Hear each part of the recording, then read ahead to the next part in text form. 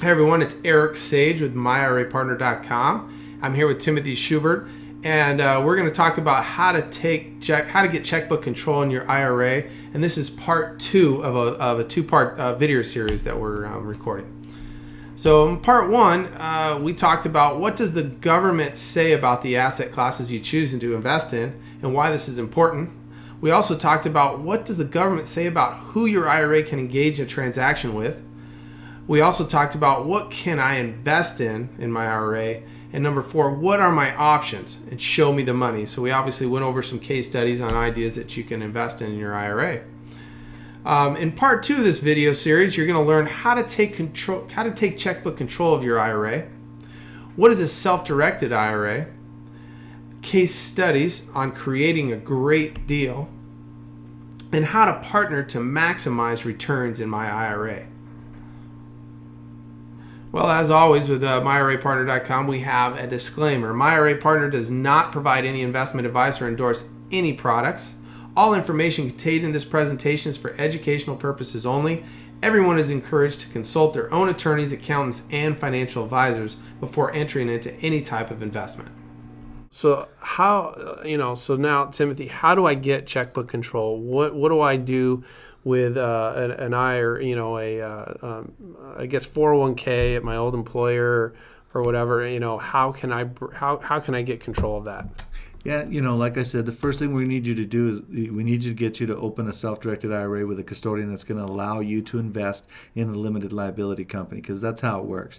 Your IRA the limited liability company is not on the list of prohibited assets, right?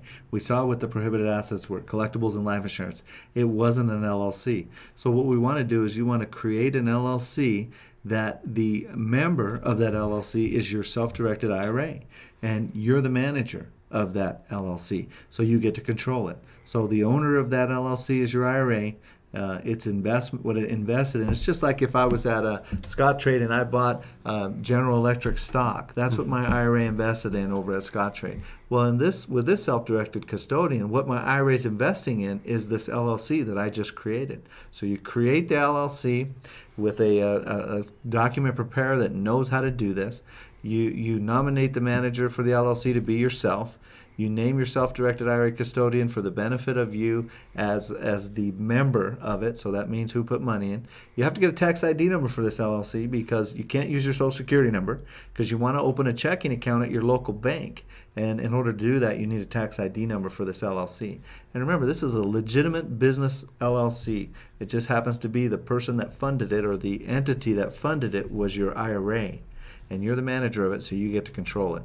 That's awesome. That's awesome. So again, how do I get checkbook control? What's the next steps for me to take control of this? Yeah, well, once you have all those other things that we just talked about in place, you have the LLC documents. Now you got to fund your LLC. So you're going to get all those, provide the required documents to the custodian that they need in order to release the funds that you open this IRA account with at your custodian. Maybe you transferred or rolled over $50,000. You now give them what they require, and they're going to require an operating agreement. They're going to have what they call a bidirection form, something telling them that you want to invest your IRA into this LLC. Then they send a check payable to the LLC to you as the manager. Now it's payable to the LLC. You're going to walk into your local bank with this check in your hand, and you're going to open a legitimate LLC checking account. The bank then issues you a checkbook, and now you have checkbook control of your LLC. You deposit that check your custodian gave you as your initial deposit into that checking account.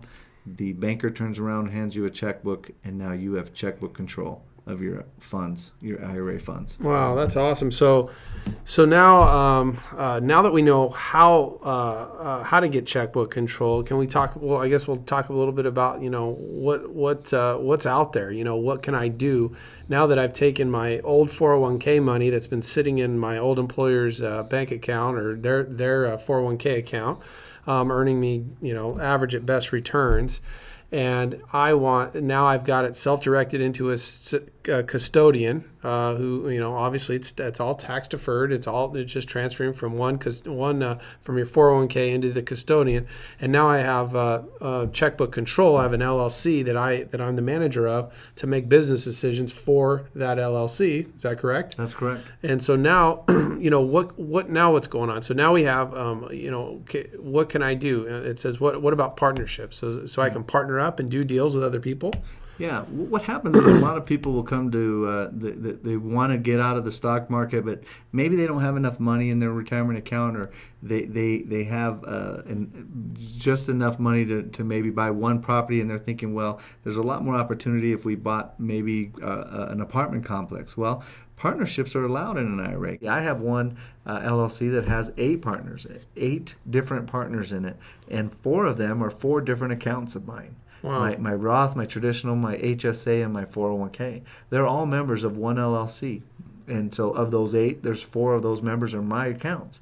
And I'm a prohibited person to do business with myself, but the government has said as long as we engage in this transaction at the same time and we walk through the transaction together, we're allowed to do it. And remember, the transaction is when you invested in the LLC. So why would you want to partner? To raise more capital. You always want to remember, too, that if you do a partnership, a 1065 is required. You're going to be required to file a 1065 form. It's not a taxable form. It's just a form that tells the government every year about the partnership. So let's take a look at a quick case study of what it would look like when you partner with other people. And let's pretend like John and 3 of his friends all have decided together that they want to buy rental properties. And so all 4 of them have IRA accounts, and they've decided to purchase rental properties together, and they like the idea of checkbook control because they want to control it themselves. They don't want someone else issuing the checks. They want to manage everything they themselves.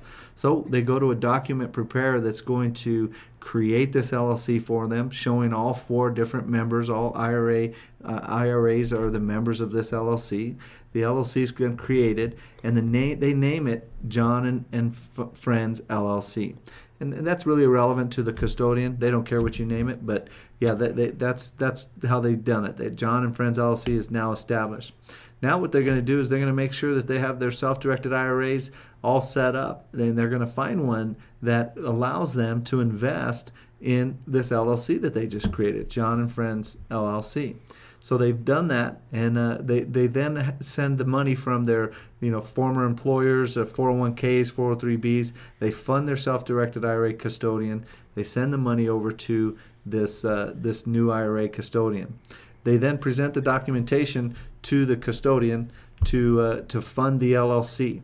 Okay, so then the custodian receives the operating agreement. Everything looks in good order. They fill out the necessary documents, and that gives the custodian direction to go ahead and fund the LLC. And when they do that, the custodian issues a check to the manager of that LLC. He then walks into his local bank and he opens a checking account in the name of the LLC. The banker then turns around and hands that manager a checkbook. He makes that deposit. He has a checkbook now in his hands with all 4 of those people's IRA money in that one account. Now they go on and they identify a rental property that they want to buy. They found one. They coordinate with closing on the title company to go ahead and buy that property.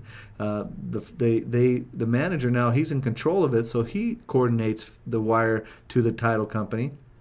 Title company issues a warranty deed all in the name of the LLC, because remember who owns that rental property. It's not those 4 individuals. It's their LLC, right? And their LLC is owned by their IRA account. So the warranty deed is issued. It's in the name of John and Friends LLC. Now, they handle all the rental property expenses, the insurance, the HOA fees, the taxes, anything that they need to do with that property. It never comes out of their pocket, right? Because they're not the owners. The owners of that property must pay for everything, and that's the LLC. So the LLC checkbook takes care of all those expenses. Now rental income starts coming in. They find a tenant. They rent that unit out to somebody, and the rental income comes in. And where does that rental income check go to? Right back into that LLC's checking account, right? Because that's who owns that property. So the rental income comes into the checking account. let's say that a couple of years go by and they decide that, hey, we can make a profit now on this property. Let's go ahead and sell it. So they sell that rental property. Now they're moving in reverse. Instead of being buyers, they're the sellers. And so they coordinate with the title company. They sell that property. All that money then goes back into the LLC checking account, and it comes in tax deferred. There's no 1031 exchange. There's no short-term capital gains. None of those rules that apply in real estate outside of an IRA, they don't apply inside of an IRA account or to this LLC, because the LLC is owned by an IRA account. So no 1031, it's all tax-deferred earnings. So all that profit goes right back into your LLC checking account. And then they decide, let's say in this case study, that they decide, these four individuals, we're going to go ahead and dissolve the LLC. We want to take our profits, and for whatever reason, they're going to dissolve the LLC. So they do that, and all the money goes back to each member's based on percentage of ownership. So each member is an owner of this LLC based on what they originally contributed. Let's say in this case, each one of them put in $100,000. So they had a $400,000 LLC. Well, in the beginning, that property now sold for $1 million, and each of them owned 25% of the LLC. So each of them get 25% of the LLC. It has to be paid back based on percentage of ownership. So that's how it goes back. And it goes all back tax deferred. We want to talk a little bit more on checkbook control. All the rules that we talked about earlier, they still apply.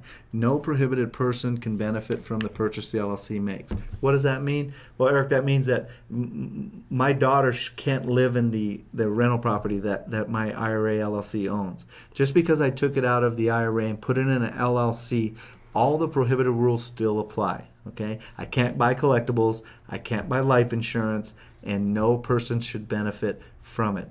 We think it's real important that you have a competent document prepared, create your LLC for you. I know it's easy to create LLCs out there, but we hate for people to go out there and do it, and then they present the documents to their custodian, and they're not correct, and they've wasted a lot of time and money on trying to create this document that really there's professionals that we have, and right here at IRA Partner, we can create that document for you. We think it's important that you have fun with this and you continue to grow your retirement wealth.